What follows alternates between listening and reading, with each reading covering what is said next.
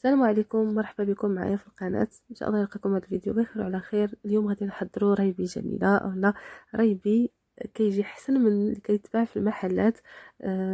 كي كتشوفوا معايا كيجي خاتر، ما كنحتاجوا ليه لا خلاط كهربائي ولا مخدرات.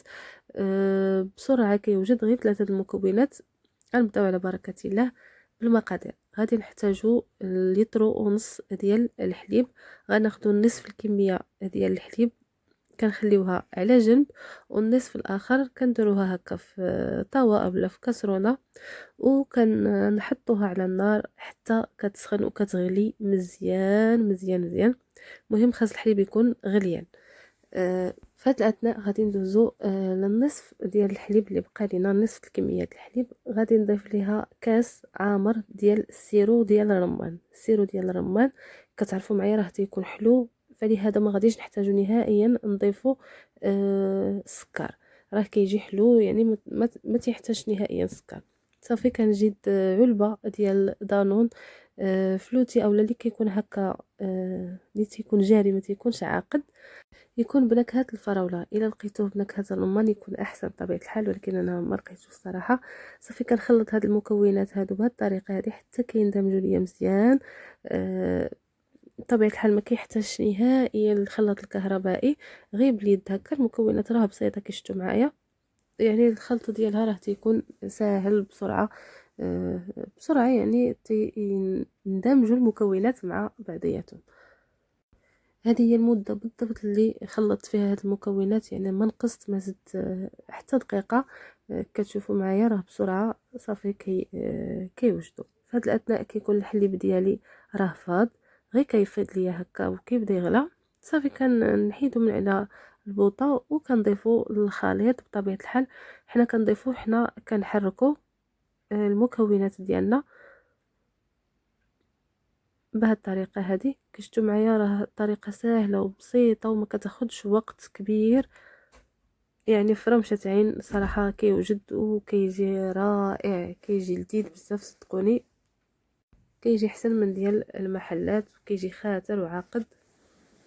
ان شاء الله تجربوه ويعجبكم.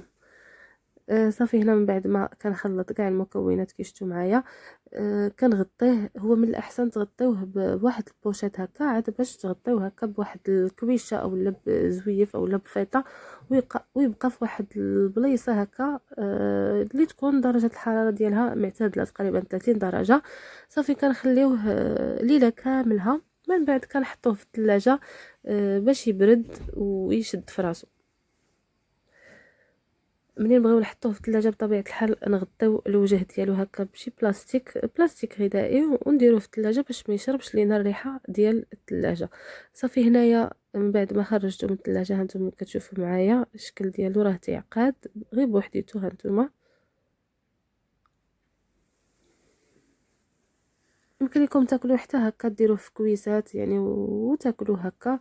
ويمكن لكم عاود تخلطوه كي غادي ندير الا بغيتو تحصلوا عليه يعني على بحال رايبي. صافي كنخلطوه هكا كتشوفوا معايا. كنظن القوام ديالو راه باين ليكم بالله راه غادي يجي خاتر.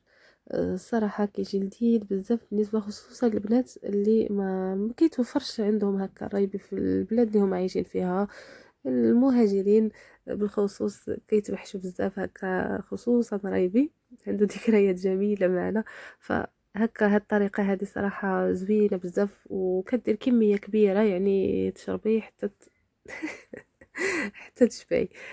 صافي هنا كيكون رايبي ديالنا هو واجد. كيشتو معايا الطريقه ديالو راه ساهله بزاف بزاف.